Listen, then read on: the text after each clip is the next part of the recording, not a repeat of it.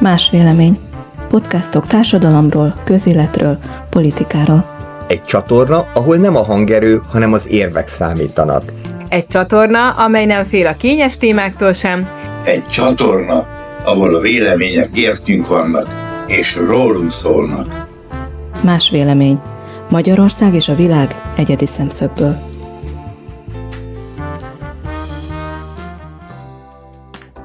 Kellemes napot kívánok mindenkinek! Ez itt a Más vélemény 4. adása, ahol a közélet nem fröccsög, hanem értelmet nyer. Az elmúlt alkalommal a Z-generációról volt szó, ma újra politikai téma került terítékre. Van az a régi mondás, hogy politikusnak, újságírónak és egyesek még a színészeket is ide sorolják, akkor szabad hinni, amikor a ló legel a sírján. Ezen erőteljes viccből kiindulva éppen ezért a más véleményelemzések nem foglalkoznak azzal, hogy napi vagy heti szinten ez vagy az a politikus mit mondott. Hiszen ez mind része annak a nagy stratégiának, amit politikai kommunikációnak nevezünk, így mondhatni ezek a megszólalások bármekkora nagy mondásoknak is tűnnek, lényegében vihar egy pohár vízben. Helyette inkább azokkal az összefüggésekkel, jelenségekkel szeretnék foglalkozni, amelyek tartósak és meghatározóak lehetnek a politikai életben, illetve a közéletben.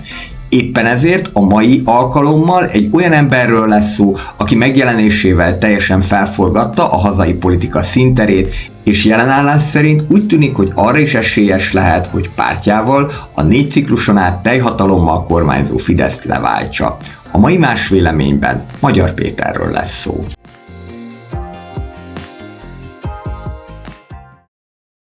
Mielőtt még belekezdenék a mai politikai elemzésbe, illetve véleményformálásba, szeretném azt elmondani, hogy miért így működik ez a csatorna, illetve miért ilyen ez a műfaj, amit itt gondoltam kialakítani.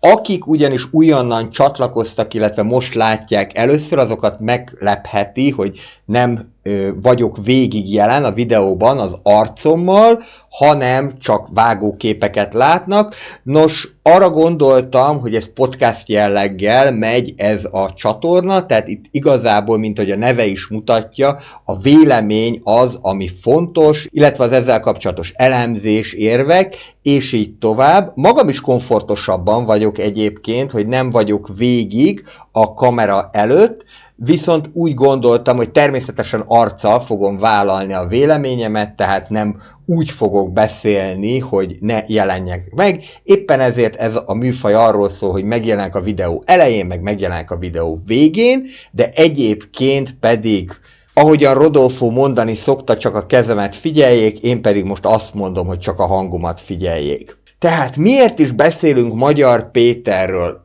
Hangsúlyozni szeretném, hogy ez az egész videó ez nem arról szól, hogy Magyar Pétert akár mint politikust, akár mint embert méltassuk, ezt mutatja a cím is, hiszen ott van, hogy mit tud és mit nem tud, tehát legalább ennyire szó lesz az ő korlátairól is, illetve arról, amik esetleg nem éppen előnyös tulajdonságok. Viszont azt el kell ismerni, hogy a 2020-as évek Magyarországának legnagyobb meglepetése, egyben leggyorsabban feltörekvő politikai szereplőjéről szólt. Tehát nem arról szól a videó, hogy méltassuk, de mindenképpen azt el kell mondanunk, hogy bizony ő itt már a tevékenységével 2024 óta elég sok mindent átírt, illetve a Tiszapárt megjelenése is elég sok mindent átírt, de miután a Tiszapárt lényegében Magyar Péterből nőtt ki, ebben különbözik a Fidesztől is, hiszen a Fidesznél Orbán ugyan alapító tag volt, de körülbelül 3-4-5 év után lett a legfontosabb tagja, ma már pedig szinte elképzelhetetlen a Fidesz Orbán nélkül. Addig gyakorlatilag Magyar Péter köré épült a Tiszapárt, tehát arról szólt, hogy egy egyszemélyes hadseregként kezdte. Hogyha pedig már itt az egyszemélyes hadseregnél tartunk, akkor sokaknak eszébe juthat Chuck Norris, de nekem nem igazából ez jutott eszembe, meg a Walker a texasi kopó, aki egyszemélyes hadseregként mindenkit legyak, hanem Mike Tyson. Mike Tysonról készült egy pár film, nekem a fiatal Mike Tyson jutott eszembe, ahogyan gyakorlatilag az első meccsén kórházba juttat egy szintén fiatal ökölvívót, mert annyival nagyobb a különbség. Körülbelül most is arról szól a dolog, hogy gyakorlatilag Magyar Péter ténykedése óta, és a Tisza párt megjelenése óta már hordágyon vitték el a Momentumot, az MSZP az gyakorlatilag már nem is létezik, a DK pedig még a reményfutamot éli. Ha csak ennyi történne, már az is nagy teljesítmény lenne, de Magyar Péter, és ezzel együtt a Tisza párt is a tétet, azt jelentősen megemelte, úgyhogy most már az a céljuk, hogy kormányzó többséget érjenek el, illetve adott esetben akár kétharmados győzelemhez is jussanak. Meg kell jegyezni, hogy a mai választási rendszer szabályait figyelembe véve olyan nagyon nagy különbség aközött, hogy valaki feles többséget ér el, vagy kétharmados többséget ér el nincsen az úgynevezett győztes kompenzáció miatt. Ami azt jelenti, hogy a tétet az hatalmasra emelték, de ez látszik az eredményeken is, tehát jelen pillanatban látható a különböző politikai kutatásokon is, hogy még azok a kutatások is, akik mondjuk így, hogy a legmagasabbat mérik a Fidesznek, most azt hagyjuk, hogy jó vagy rossz hiszeműen, azok is úgy mérik, hogy bizony a Tisza párt nagyon közel van a Fideszhez, vannak, akik pedig akár 10-15%-os fölényt is mérnek a biztos szavazó pártválasztók között. És azt gondolom, hogy ez egy olyan politikai jelenség, amivel mindenképpen foglalkozni kell, méghozzá az, hogy a fenébe, és nem véletlenül használok most ilyen enyhén vulgáris kifejezést, tehát hogy a túróba lehet az, hogy itt jön egyetlen egy politikai szereplő, és az tényleg minden, de minden eddigi kőbevésett szabályt átír, az MSZP megy a levesbe, a Momentum megy a levesbe, a kispártokról nem is beszélve, és lehet, hogy most ott vagyunk, hogy a DK, vagy akár a Mi Hazánk sem fog bekerülni a 2026-os választásokon a parlamentbe. Tehát a mai alkalommal azt szeretném áttekinteni, hogy miért történhetett meg ez, ami azt kell, hogy gondoljam, hogy azért egy nyugat-európai világban példátlan lenne, de itt úgy tűnik, hogy megtörtént, hogy valaki egyszemélyes hadseregként az egész politikai berendezkedést átírta, és lehet, hogy mindennek a folyamatnak még az elején vagyunk. Ezzel összefüggésben nyilván beszélünk arról is, hogy magyar miért lehet veszélyes a Fideszre nézve. Bátorítalak arra, hogy te is fejtsd ki a véleményedet, akár mit gondolsz erről a témáról, csak arra kérlek, hogy mindezt kultúráltan tedd meg, mint ahogyan én is megtisztellek azzal, hogy kultúráltan mondom el a véleményemet, és akkor azt gondolom, hogy akár ebből egy nagyon jó kis vita közösség lehet, ahol egymással szemben tudjuk állítani azokat a véleményeket, amelyek az adott témánál pro, illetve kontra módon szólnak. Kezdjünk is bele. Az első dolog az a jókor jó helyen. Ugye szokták mondani, hogy hát a sikerhez nem elég az, hogy valaki tehetséges legyen, vagy valaki tudja, hogy mi kell az adott időpillanatban, hanem kell némi szerencse is, illetve jókor, jó helyen kell belépni. Magyar Péternek ez a belépési pontja 2024. februárjában jött el, amikor a Fidesz éppen a kegyelmi botrányát élte. A Fideszről azt kell tudni, és mielőtt még valaki azt hinné, hogy a Fideszről nem lesz egy ugyanilyen adás, de lesz majd, hiszen a Fidesz a rendszerváltás utáni legsikeresebb politikai párt, ezt is el kell ismerni. Szóval a Fideszről azt kell tudni, hogy szerintem meglepően sok mindenben tud engedni, itt elsősorban szakpolitikai kérdésekre gondolok. Gyakorlatilag a mai Fidesz és az Orbáni gondolkodás az egy kicsit mindig abból táplálkozik szerintem, hogy tanult az MSZP-nek a hibáiból.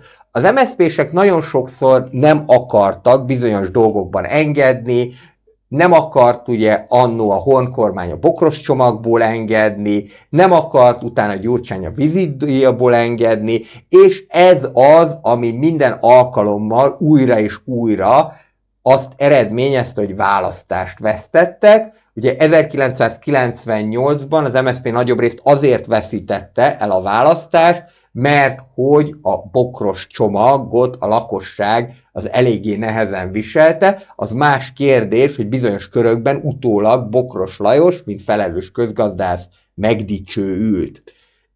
És utána 2006-ban pedig, még az összödi beszéd előtt már akkor probléma volt azzal, hogy a Gyurcsány kormány kórházi napidíjat, vizitdíjat, illetve tandíjat akar bevezetni. Ez persze messzebbre vezet minket, de az a lényeg, hogy a Fidesz az tud azért sok mindenben engedni, szakpolitikai kérdésekben, például engedtek az internetadóból, visszavonták a vasárnapi boltzárat, és így tovább, viszont amiben a fideszesek nem engednek, azok az ideológiai kérdések. Tehát például ugye a Fideszben általános narratíva az, hogy a pedofilokat és a melegeket összemossák, ebből nem fognak engedni. Ha valamiben engednek, akkor csak nagyon lassan, és alapvetően azt látni, hogy a fideszes szavazók is azt várják el, hogy legyen egy világos iránymutatás. Most azt hagyjuk, hogy ez mennyire pontos, mennyire téves, mennyire táplálkozik a konteókból, de a szavazók alapvetően ezt várják el. A Fidesz gyakorlatilag 1998 óta családbarát kormánynak a szimbóluma, és ez a kegyelmi botrány, akárhogyan is nézzük, olyan, mint amikor a hajó léket kap. De nagyon csúnyán és nagyon durván, mert hogy ezzel tulajdonképpen ezt a szimbólumot sikerült lerombolni. Magyar Péter a Partizán című műsorban jelent meg, a Partizán, mint királycsináló és trónfosztó műsor egyaránt van jelen a magyar közéletben. Az a helyzet, ez egy ilyen zárójeles megjegyzés, hogy a 2022-es választás előtt a Partizán bizony csinált olyan dolgokat, ami a trónfosztást jelentette, tehát például Fekete Győrt sikerült kiiktatni a politikai szereplők sorából. Nyilván ehhez az is hozzájárult, hogy rettenetesen rossz szereplése során kiderült, hogy abszolút alkalmatlan politikusnak, illetve Márki-Zay Pétert, és ez volt a súlyosabb dolog. Én azt gondolom, hogy egyfajta fordított alákérdezés történt, a riporter 3-szor visszakérdezett, hogy katonákat akar-e küldeni Ukrajnába, ha az történik, és addig piszkálta Márki-Zayt, amíg azt kibökte, hogy igen, innentől kezdve megköszönjük szépen a Partizánnak a Fidesz kétharmadot. Legalábbis én így gondolom, és az nekem egy kicsit furcsa, hogy ezért soha a büdös életben meg nem rángatták ezt a műsort, hogy hát hé. Tehát tulajdonképpen egy ilyen fordított alákérdezéssel, tehát én értem egyébként, hogy az se jó, ha alákérdezek, az se jó, hogyha mindent elengedek, de van egy olyan pont szerintem, mondjuk egy második kérdés után, amikor már kimondja valaki, hogy nem, akkor nem kell még egyszer súlykolni az egészet. Most függetlenül attól, hogy Márki-Zayról már utólag tudjuk, hogy nem volt alkalmas miniszterelnöknek. Ez a fajta katonákat küldünk Ukrajnába, ezt a lakosság jól elhitte, és ennek az eredménye lett egy újabb Fidesz kétharmad. Ezen már túl vagyunk, minden esetre a Partizán, most Magyar Péter esetében, mint királycsináló lépett föl. Ebben az interjúban tulajdonképpen arról volt szó, hogy Magyarnak az a fajta újdonsága, hogy ő a Fidesz soraiból jött, és kvázi kibeszél a Fidesz soraiból, ami nagyon-nagyon ritkán történt meg addig. Mondjuk megtörtént Simicska Lajos esetében, de hát Simicska ezt nem igazán irodalmi nyelven fejezte ki, az emlékezetes O1G mondat, illetve a G-nap. És Magyar Péter pedig igen összeszedettnek bizonyult ebben az interjúban. Majd utána jött a Puzsér interjú, amit közel 3 millióan tekintettek meg. Tehát az első indoka annak, hogy már eleve kapott egy lökést, hogy jókor jó helyen sikerült belépnie, ez pedig a kegyelmi botrány volt. A második, indok, ami szerintem ilyen magasra vitte Magyart, az pedig az, hogy gyakorlatilag egyszemélyes hadseregként viselkedik. Az Index képben én az AI-jal egy Robin Hood képet generáltattam. Úgy látom, hogy van egyfajta Robin Hood effektus a lakosság körében. Hangsúlyozom, hogy Magyar nem bűnöző, hiszen Robin Hood bűnöző volt gyakorlatilag, de mégis nagyon szimpatikus volt, hiszen szétosztotta szegényeknek azt, amit zsákmányolt, viszont Magyar abból a szempontból hasonló, hogy rögtön azért lett szimpatikus, mert gyakorlatilag amikor ő indult, akkor egy személyben vette fel a versenyt a nagy gonosz Fidesszel szemben. Legalábbis az ellenzéki körökben ez így volt. Meg kell, hogy mondjam, amikor még indult 2024-ben, én először nem sokat néztem ki belőle, mert azt azért tudni kell, hogy a magyar ellenzék, illetve ezen belül különösen a baloldal amúgy is szereti az egyszemélyes hősöket, tehát, hogyha végig megyünk, már Gyurcsány is ilyen egyszemélyes hős volt, de utána Bajnai, aki kihúzta a kátyúból az országot, legalábbis próbált valamilyen kármentést végezni az MSZP kormány utolsó éveiben. Utána jött Mesterházy, utána jött Botka, illetve bizonyos mértékig már az inkább csak ellenzékről volt szó, 2018-ban Vona Gábor is. És hát nem is beszélve Márki-Zairól, akiről annó ódákat zengtek, és hatalmas csodát vártak tőle, aztán ennek az eredménye lett egy újabb Fidesz kétharmad. Szóval ezekből kiindulva én úgy gondoltam az elején, hogy Magyar is egyfajta szerencse lovag, és majd el fogjuk felejteni, de be kell látnom utólag, hogy nagyot tévedtem, hiszen ott tartunk, hogy Orbánnal együtt ma már a legfontosabb politikai szereplő, az online térben pedig egyértelműen a dominanciája is megfigyelhető. Magyarnak azzal sikerült szerintem előre törnie, hogy igencsak emberi reakciókat mutatott. Én azt mondanám, hogy gyakorlatilag egy olyan úri gyerekről beszélhetünk, hiszen ugye egy gazdag ügyvédről van szó, aki bele tudott bújni a szomszéd fiú ruhájába. Tudni kell azt, hogy szerintem a magyar társadalomban kétfajta ember lehet sikeres. Az egyik az, aki a mi kutyánk kölyke. A magyarok nagyon szeretik azt, hogyha valaki a mi kutyánk kölyke, a szomszéd fiú típus, mert ezzel igazából szerintem jól tudnak azonosulni.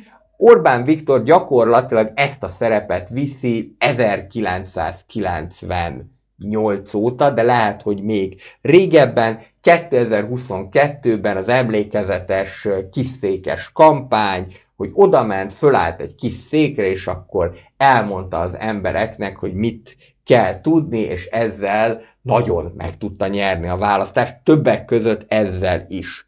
Tehát ez az egyik dolog, amit szeretnek, vagy a másik dolog, hogyha valaki messziről jön. Tehát, hogyha valaki jön távolról, és akkor úgymond hazabeszél, és megmondja, illetve egy másfajta szemlélettel. Akit viszont nagyon utálnak a magyarok, és ezt látom, a megmondó embereket, különösen akkor, hogyha nincsen mögötte fedezet, vagy megbukott.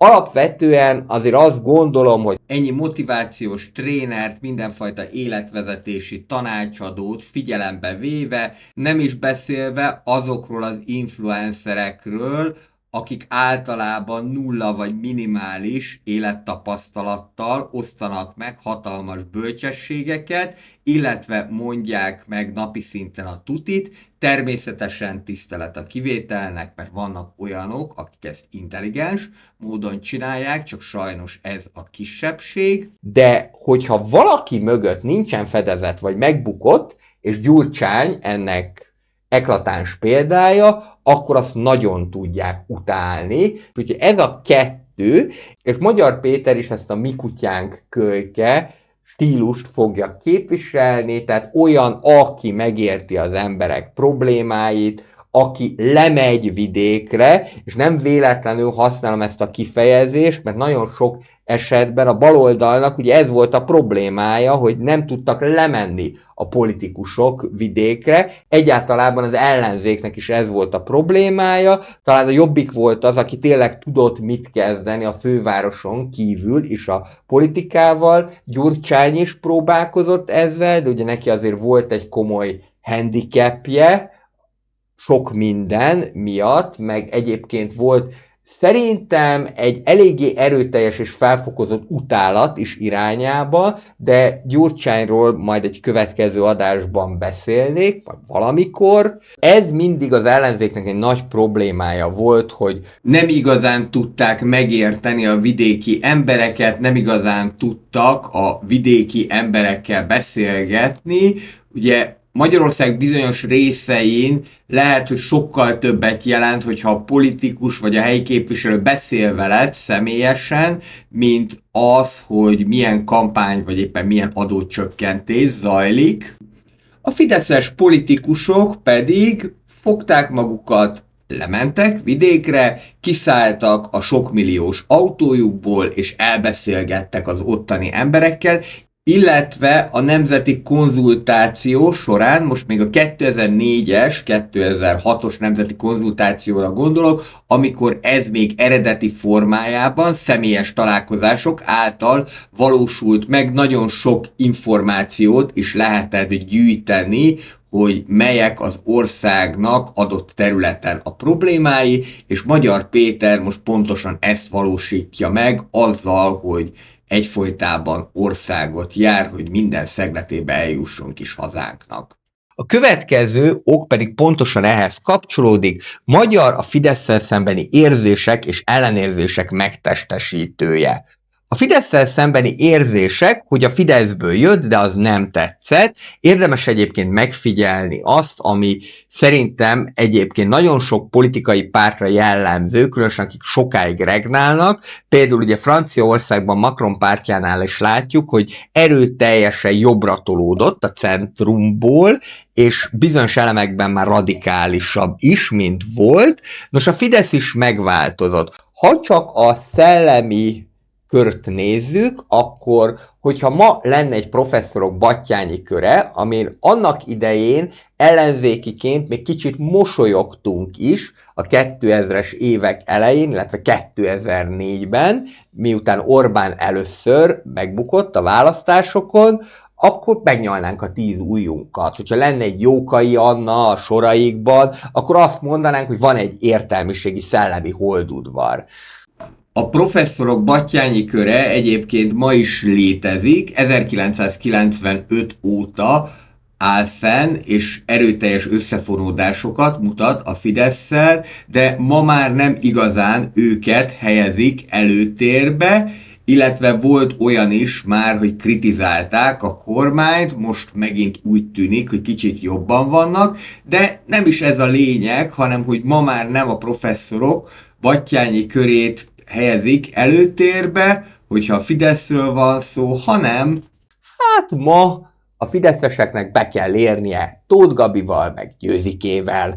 Tehát azt kell, hogy mondjam, hogy nagyon megváltozott ebben a tekintetben a Fidesz. Ugye elmozdult abba az irányba, hogy az Európai Unió ellenes párt lett. Nyilvánvalóan ez így részben ki van mondva, részben nincsen kimondva, de a Fidesznek az elképzelése az valóban az, hogy az Európai Unió az nem szeret minket, csak ellenünk van. És így tovább, valamint nyilván az is olyan dolog lehet, ami nem tetszett, hogy most már egyre intézményesebb formában jelentkeznek a különböző lopások, illetve botrányok, és a botrányoknál pedig ugye ez a pedofil botrány, ez még föltette az i-re a pontot, ellenérzések. Azt meg kell érteni a fideszeseknek is, hogy 16 év alatt bizony egyfajta gyűlölet halmozódott fel a Fidesszel szemben. Ma bizony ott tartunk, hogy adott esetben már ellenzéki stúdióban is, nem tévében, de YouTube-on és rendszeresen a Fidesz és a K anya, az egy mondatban szerepel, ami korábban elképzelhetetlen lett volna. Ez, hogy miért halmozódott föl ennyi gyűlölet 16 év alatt, ezt azzal lehet magyarázni, hogy a baloldalnak van egy borzasztó tehetetlensége. Tehát ők tényleg teljesen tehetetlenül állnak azelőtt. Itt természetesen a régi baloldalra gondolok, hiszen Magyar Péter pártja az nem nevezhető baloldalinak. Hogy most már negyedik választás az, amit elveszítenek, ugyanakkor meg kell említeni, hogy maga a Fidesz is kompromisszum képtelen, tehát gyakorlatilag mindent végrehajt a Fidesz, amit akar, és nem csak a teljhatalomból adódóan, hanem azért is, mert a Fidesz az soha nem volt egy kompromisszum képes párt, mindig az volt, hogy ők tudják jobban, hogy mi kell ennek az országnak, és a baloldalt azt megpróbálták ebből kizárni. Lásd Orbánnak a 2025-ös Tusnádfürdői beszéde, amikor azt találta mondani, hogy a baloldal ahányszor csak lehetett, rárontott a saját nemzetére. Nekem most ami eszembe jut ezzel kapcsolatos, hogy Kende Péternek volt egy Viktor című könyve, ami Orbánt nem éppen jó színben tüntette föl, viszont ott le van írva egy olyan mondat, illetve egy olyan pár mondat, hogy Orbán 8 éven keresztül úgy érezte magát, foci hasonlattal élve, mint aki be van zárva az öltözőbe, nem tud pályára lépni, és csak az öltözőből tud kiabálni. És akkor, amikor ő kormányra jutott, akkor úgy döntött, hogy az ellenzéket és bezárja ebbe az öltözőbe, hogy kiabáljanak a büdös tornacipők közül. Ezt 2002-ben írta le Kende Péter, 2010 után ez még hatványozottabban jelentkezett, hogy akkor kiabáljatok csak a büdös tornacipők közül. És a baloldal tehetetlensége ebben szerintem teljesen megmutatkozik, tehát gyakorlatilag nem igazán tudnak semmit sem tenni, az ellen sem, hogy megszüntessék a népszabadságot, az ellen sem, hogy elűzzék innét a CEU-t, meg nagyon sok minden dolog ellen, amivel a baloldaliak alapvetően nem értenek egyet, vagy az ellenzékiek. Ráadásul azt gondolom, hogy egyfajta katalizátorként szolgál arra, hogy fölhívja a figyelmet a társadalmi problémákra. Ma már mindenki arról beszél, vagy nagyon sokan arról beszélnek, hogy nincsen rendben az egészségügy. Hát kérem, a magyar egészségügy az kb. 30-40 éve nincsen rendben, hiszen forráshiányos, nem megfelelően tudják elosztani azokat a forrásokat, és amikor ezen mondjuk próbáltak segíteni vízidíjjal, vagy kórházi napi díjjal, azt a magyar társadalom nagyon gyorsan és nagy-nagy örömmel leszavazta.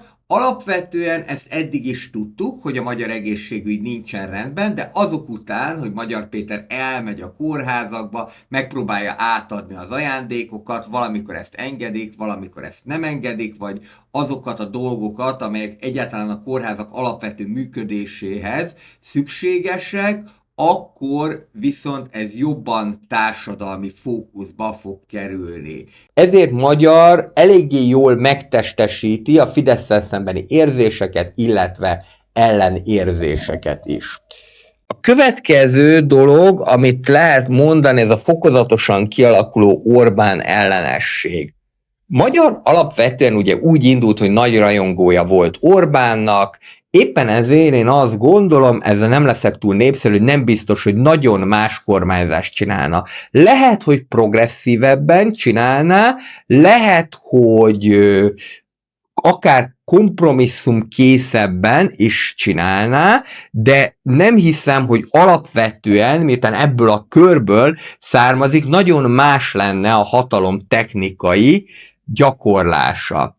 Alapvetően itt Magyar Péternek is láthatjuk a fejlődését, vagy változását. Szerintem ő maga is közben jött rá, hogy a társadalomban mennyien utasítják el Orbánt. Emlékezzük vissza, hogy 2024 elején még inkább csak egyes Fidesz politikusokat támadott, aztán fokozatosan alakult ki ez, hogy utána már a főnököt is, mármint Orbán Viktort, és most már tényleg úgy van, hogy egészen durva dolgokat tud róla mondani. Lehetett ez egyébként taktika is, hiszen fokozatosan így egyre nagyobb körökben jutott el a főnökhöz, így most ez nagyobbat tud szólni, de most már tényleg akár mondjuk a Orbánnak a pálinka fogyasztási szokásait is górcső alá veszi, mondjuk így. Ezzel kapcsolatosan én egyébként azt érzem, hogy Magyar az nem X-generációs módon kommunikál. Tehát ő 43-44 éves most, tehát kvázi az X-generációba tartozik, de mégis sok esetben azt látom, és valószínűleg ez az, ami a fiataloknak is szimpatikus, hogy inkább úgy kommunikál, mint hogyha Z-generációs lenne. Abszolút egy konfliktuskereső politikusról van szó, aki beleáll, mennek a különböző Facebook kommentek, hogyha valamelyik fideszes politikus ír, biztos, hogy Magyar rögtön alá kommentel, sőt, néha bizony a sajtóba is beleáll. Ez azért számomra kérdéseket vet fel, hogy milyen lesz a sajtó helyzete akkor, hogyha egy Magyar Péter kormányzás lesz. Félreértés ne essék, nem azt mondom, hogy most a magyar sajtó helyzete jó, körülbelül ő is azt élheti meg, mint az ellenzék, hogy be van zárva a büdös tornacipők közé, de például múltkor ilyesmire bíztatta a híveit, hogy iratkozzatok le az Indexről.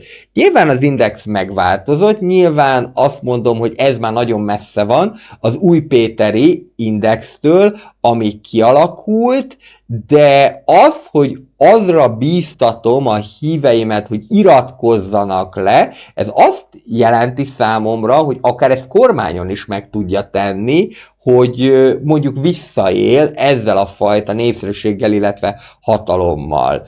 Nyilván ez sokkal kevésbé radikális, mint a Fidesznek az úgynevezett átláthatósági törvénye, amelyben én egészen biztos vagyok, hogy újra elő fogják venni, akkor, hogyha 2026-ban nyernek. Ezek a törvények általában arra vannak, hogy belengetik, utána a társadalmi nyomás miatt, illetve látják, hogy nem annyira népszerű, visszavonják, elteszik a fiókba, de amint Magyarországon egy párt választást nyer, akkor felhatalmazva érzi magát arra, hogy na akkor most kell végrehajtani, úgyhogy egészen biztos vagyok abban, bár jelen pillanatban ennek van a kevesebb esélye, hogyha 2026 áprilisa után is Orbán Viktornak hívják a kormányfőt, akkor az átláthatósági törvény az elő fog kerülni újra a fiókból valamilyen formában. Magyar Péternél azt is lehet látni, hogy profi módon használja a közösségi oldalakat, ez azért egy nagy ellentmondás ahhoz képest, ami digitális polgári körök címén most megy a Fideszben, és én azt gondolom, hogy Orbán Viktor azért jól érzi azt, hogy ebben le vannak maradva, viszont az kétséges, hogy föl tudják-e magukat annyira hozni, hogy akkora hatást tudjanak kelteni, mint amekkorát ezzel Magyar képes produkálni. Ugye most ott tartunk, hogy volt ez a harcosok órája, amint kiderült, hogy nincsen mögötte fizetett hirdetés, kvázi összeomlott a nézettsége, 1,5 ezren tekintették meg összesen a legutóbbi videót már, miközben ott tartunk, hogy Magyar Péter az ország legeldugottabb szegletéből is bejelentkezhet, és több százezres vagy akár milliós megtekintést is magáénak tudhat. Tehát az nagyon látszik, hogy az online téren a Fidesznek nagyon nehéz lesz megnyernie, vagy akár felzárkóznia a Tisza párthoz, egészen egyszerűen azért, mert Tisza pártban ugye elég sokan vannak fiatalok is, hát az Z-generációsok ehhez mindig jobban értettek, meg jobban is fognak érteni, mint az X vagy az Y generációsok, a Fideszben meg nagyobb részben veteránok, ugye ezeket szokták boomer korosztálynak is mondani, vagy még öregebbek találhatóak, és ugyanez igaz a szavazóikra nézve is, tehát a digitális polgári körök inkább viccnek jók, mint arra, hogy érdemben föl tudjanak zárkózni. Hogyha az új szavazók megszerzéséről beszélünk, arra viszont alkalmasak, hogy akik már jelenleg is fideszesek, illetve a Fidesz magszavazói közé tartoznak, azokat összerántsa. És ez az, ami miatt akár, mivel ma már azért legtöbben online vannak, magyar akár ki tudja váltani a Fidesznek a nyomasztó vidéki fölényét az újságok és a lapok tekintetében. Nyilván a Tisza-sziget applikációs ezért jött létre, hogy nem tudunk hagyományos úton eljutni, de miután ma már mindenkinek a kezében van a mobiltelefon, akkor így ki tudjuk váltani a vidéki kesmalapokat. A következő az, hogyha nagyon profánul kéne megfogalmazni, hogy magyar gyakorlatilag le se tolja Budapestet. Ami nem teljesen igaz, mert az egész Magyar Péter jelenség, illetve a Tisza párt a tüntetések hagyományára épített. Tüntetések 2015-16 óta vannak már a Fidesz ellen. Ez az a platform, ahol látványosan meg tudja magát mutatni az ellenzék, és ezek Budapesten indultak, de onnantól kezdve, hogy párszor volt Budapesten tüntetés, Magyar pontosan tudja, hogy neki a vidéket kell megnyernie. Tehát ő ugye úgy mondta, hogy Pesten a tűzcsapra is szavaznának, ha Fidesszel szemben kéne, szokták azt is mondani, hogy a kutyára is szavaznának, ha Fidesszel szemben kéne, ha egy kutyát indítanának is. Budapest az nagyon Fidesz ellenes, ez nem annyira meglepő, múlt alkalommal már kifejtettem, hogy szerintem ez a 4-es metróval kapcsolatos, és lehet látni azt is, hogy a Fidesz szavazótábora átrendeződött, akik egykor budai urinépeknek számítottak, és lelkesen szavaztak a Fideszre, ma már sokkal inkább az alacsonyabban iskolázottak, valamint az idősek fognak a Orbánék pártjára szavazni, és ez igazából nem egyedi dolog, mert más országokban is megfigyelhető, meg be kell azt látni, hogy a Fidesz végül is ugye most már egy 35 éves párt, és a szavazói is megöregedtek vele együtt, ugyanúgy, ahogyan mondjuk egy rockstárnak a rajongói. Magyar Péter ebből a szempontból tudja, hogy elsősorban a vidékre kell koncentrálnia, mert lényegében az dönti el a választásokat. Itt Budapesten 20 választókerületnél kevesebb van, a maradék 106 választókerületből több mint 80 az vidéken található.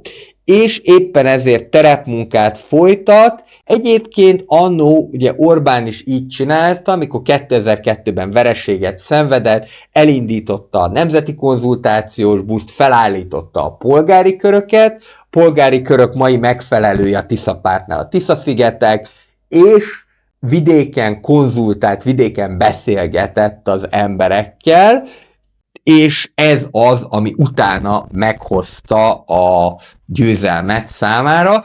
2006-ban azért nem, mert Gyurcsány egy erőteljes imáskampánnyal és a saját maga politikai frissességével beelőzte, de 2010-ben viszont már tarolt a Fidesz, és azóta gyakorlatilag folyamatosan narancsszínű az ország. A következő, amit talán a leggyakrabban említenek, az, hogy Magyar Péter nem kötött alkut az ellenzékkel.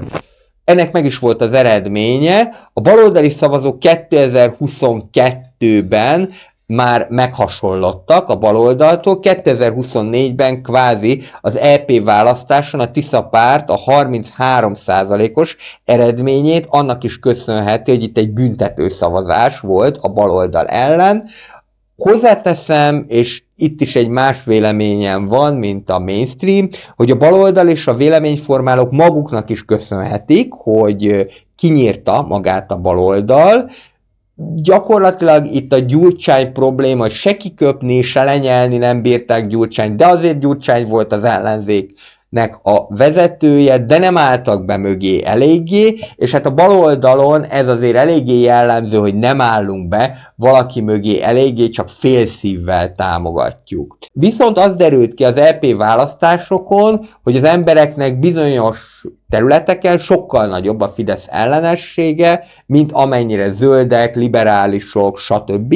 Lennének, és gyakorlatilag ugye már bárkire, aki alternatíva szavaznának. Voltak kétségbeesett próbálkozások, 2022-ben akkor én ezt még eléggé erős megjegyzésnek tartottam, ez egyébként jobboldali körökből jött, de mára már be kellett látnom, hogy bizony igazuk volt. 2022-ben Márki-Zay Péter vezetésével lényegében egy moslékkoalíció állt fel, ahol gyakorlatilag mindenki, én azt gondolom, de mindenki részt vett, a szélső jobboldaltól kezdve a nagyon balosokig, és ez nem jött össze, mert ez lehetetlen volt összehangolni, és ennek romján kellett, hogy szülessen valami új, illetve ezzel szemben. Magyar gyakorlatilag folyamatosan képviselt ezt az ellenzék, illetve a DK esetében a kék Fidesz megnevezést, és úgy tűnik, hogy ez a fajta konfrontatív magatartás, ez bejött, mert most gyakorlatilag ott tartunk, hogy az egykori baloldali pártok közül egyedül a DK maradt állva, és ott is komolyan kérdéses, hogy egyáltalán a DK bekerül a parlamentbe. És végezetül, amit még el kell mondani, hogy miért veszélyes a Fideszre nézve, ez pedig nem más, mint Magyarnak a sármja. Alapvetően a sárm az nem a politikai elemzés kategóriája, de mégis nagyon fontos. Szerintem még többet is számít, mint azt gondolnánk. 1960-ban volt a Kennedy, illetve a Nixon vita. Előtte volt egy rádióban való vita is, hogy az emberek akkor még rádióból és televízióból tájékozódtak, és a rádió interjúban, illetve a rádiós vitában Nixon egyértelműen meggyőzőbbnek bizonyult, mint Kennedy.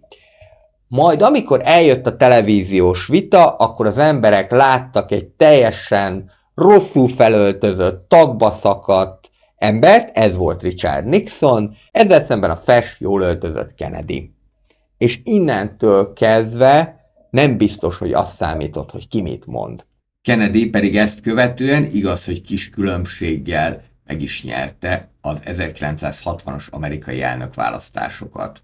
Az, hogy a Tisza párt 24%-kal indult, én nem tudok olyan pártról, de talán még Európában sem, aki már a megszületésekor 24%-kal indult, tehát 24% az a középpártnak a felső szintje, de én azt gondolom, hogy ez magyar személyes varázsának, sármjának is köszönhető.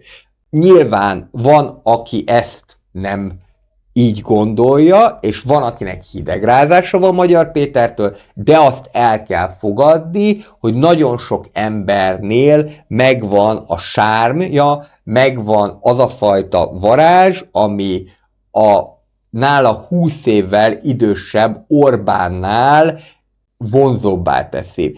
És hát nem mellesleg, azért azt valljuk be, hogy Magyar Péter fittebben is néz ki, mint Orbán Viktor, ennél tovább nem megyünk, mert ez már a body shaming kategória lenne, az emberek ezt nem mondják ki, de azt gondolom, hogy nagyon-nagyon sokat számít, és talán többet is, mint amennyit mi gondolunk. Én szerintem az első 5, de minimum 10%-ot ugye ezt hozta meg Magyarnak, hogy fitten és a politikusokhoz képest nagyon másképpen néz ki, fiatalabb is egyben. Menjünk akkor át arra, hogy mit nem tud Magyar Péter.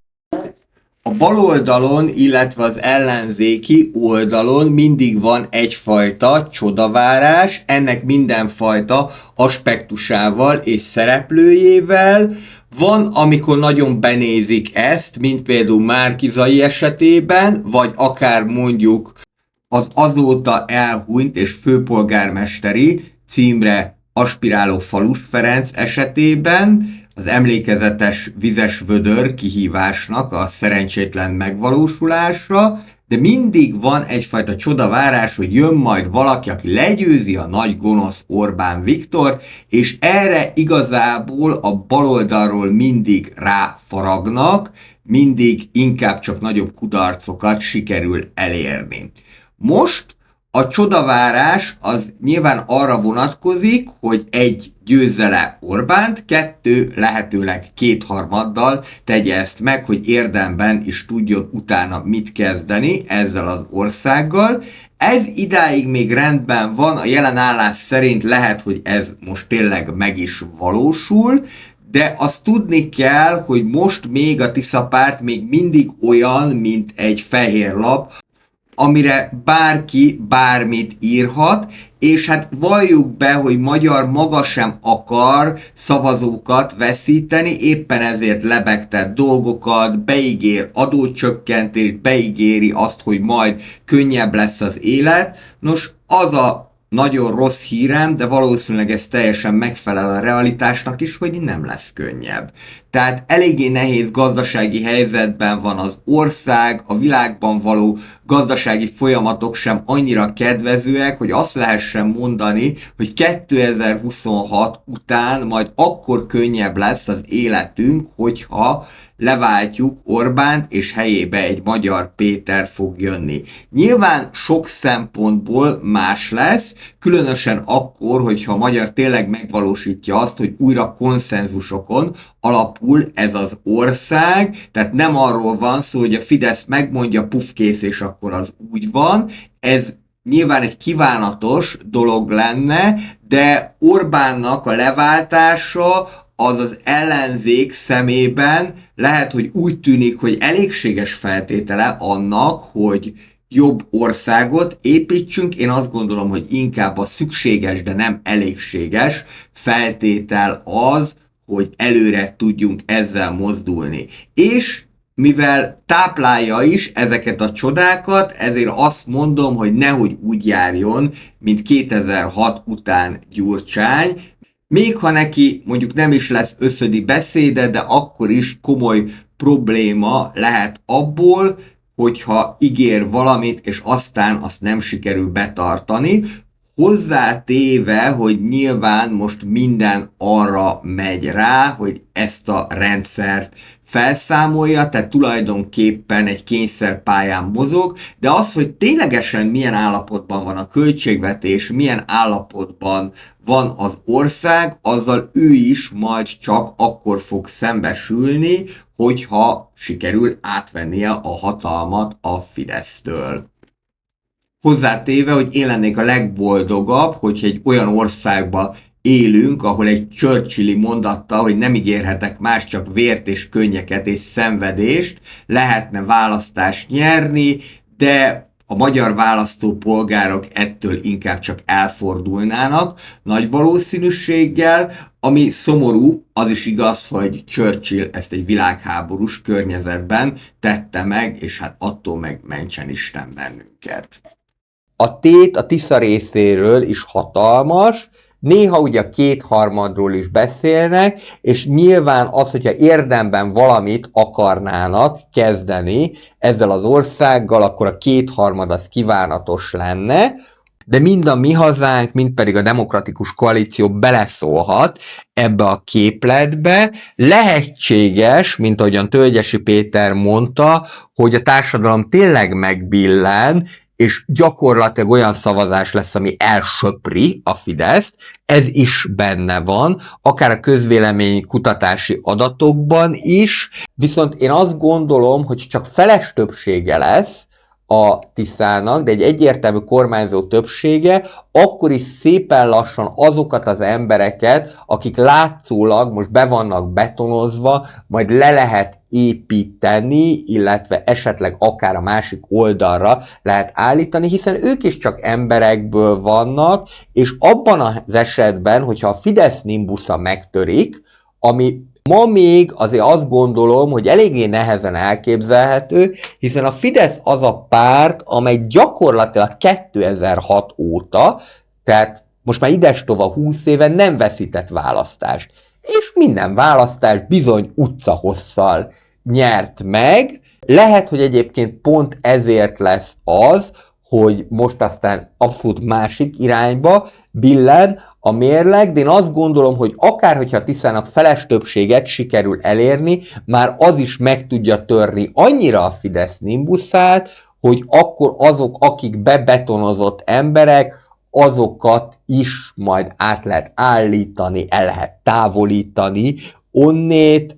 Itt most a különböző közhivatalokban dolgozó emberekre, nyilván felső, illetve középvezetői szintre gondolok, lehet, hogy egyébként csak a felső vezetőket kell lecserélni, és az is lehet, hogy ez akár egy feles többséggel is megoldható, mert nyilván azért a Fidesznek sem érdeke az, hogyha elveszíti a választást, akkor rá lehessen húzni, hogy de miatta nem működik az ország. Mert hogy a fideszes káderek még mindig ott ülnek a különböző hivatalokba, nem is beszélve arról, hogyha a Fidesz elveszíti a választást, az előbb-utóbb azzal is fog járni, hogy azok az erőforrások, amelyeket ezeknek a kádereknek juttatnak, bizony megcsappannak, tehát el lehet valakit távolítani, mondjuk úgy is, hogy csökkentjük a fizetését, vagy mondjuk olyan munkafeltételeket teremtünk, ami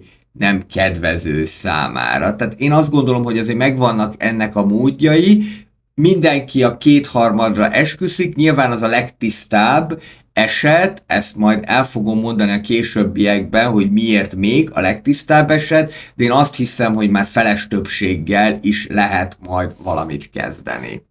A következő, amiről már szó volt, a Fidesz 2.0. Tehát Magyar Péter az gyakorlatilag ebből a körből jött, nem biztos, hogyha legyőzi, akkor teljesen új rendszer fog köré épülni. Eleve az is kérdés, hogyha győz, akkor mit fog kezdeni a hatalmas klientúrával, aki immár ellenzékbe szorult. Lehetséges az is, hogy csak átkerül hozzá ez a klientúra, lehetséges az is, hogy a Fidesz korai kormányzásának gyakorlatát fogja folytatni, amely az ellenzék további gyengítését fogja jelenteni. Ha Fidesz ellenzékbe kényszerül, akkor neki egyébként érdeke is lesz az ellenzéket gyengíteni.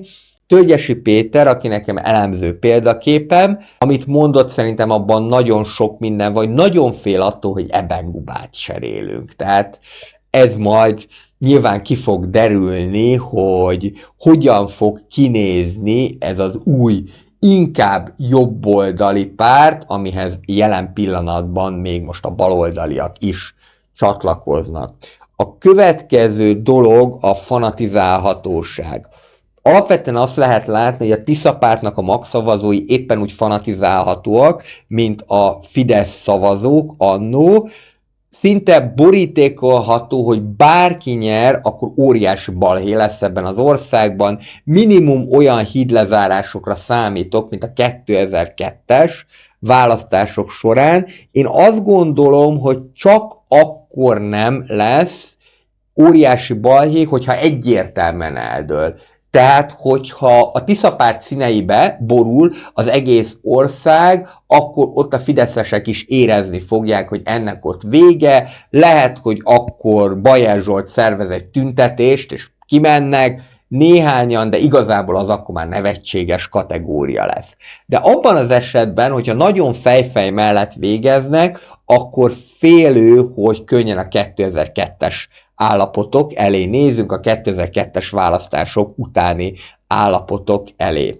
Illetve a fanatizálhatóság miatt hosszú távon ugyanúgy nem tartom elképzelhetetlennek, hogy a Tisza párt saját gondolatbuborékot épít ki, csak úgy, mint a Fidesz, amely időközönként meghajlítja a valóságot. A Fideszben már a teljesen egyértelművé vált az úgynevezett dupla gondol politika. Most például ugye, ami történt, hogy megy az ukránozás szakmányban, és akkor kiderül, hogy egyébként miközben a Tisza appra mondják azt, hogy ukrán fejlesztésű, egy kormányzati térképen használtak ukrán fejlesztést. És akkor nyilván erre az lesz a válaszreakció, hogy na de az nem olyan. Amikor az volt ugye, hogy nem engedünk be migránsokat, akkor aztán mégis kiderült, hogy beengedték, akkor azok nem olyan migránsok.